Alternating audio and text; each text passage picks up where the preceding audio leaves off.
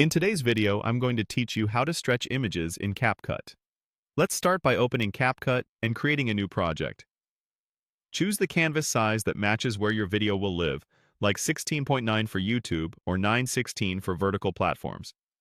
Setting this up first helps you see exactly how your image will fill the frame and prevents surprises later. Whether you're on desktop or mobile, the interface might look a little different, but the controls we'll use are in the same places. Your timeline at the bottom, the preview in the center, and the editing options nearby. Next, add your image to the project and place it on the timeline. If it's not already in your media, import it and drag it onto the first track.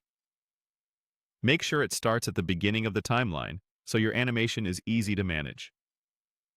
If you plan to animate over a few seconds, extend the clip by dragging the right edge of the image on the timeline. If you see black bars, choose Fill or adjust the canvas to better match your image. Higher resolution images will look cleaner when scaled, so use the best version you have. Now let's adjust the scale and set the first keyframe. Move the playhead to where you want the animation to begin.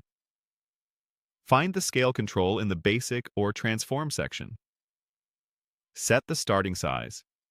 This could be the image fitting perfectly in frame or slightly zoomed in, depending on your look. Click the keyframe icon to lock in that starting point.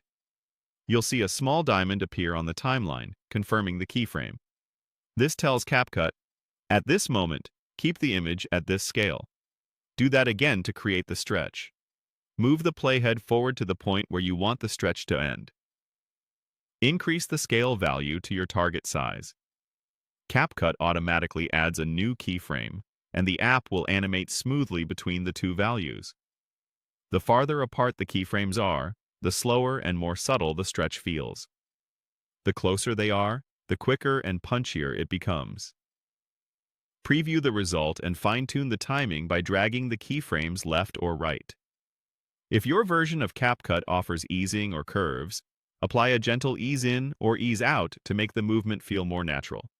And that's it. Open CapCut, add your image, set a starting scale with a keyframe, then set another scale later to create the stretch. Adjust the timing, check for framing and quality, and you're done.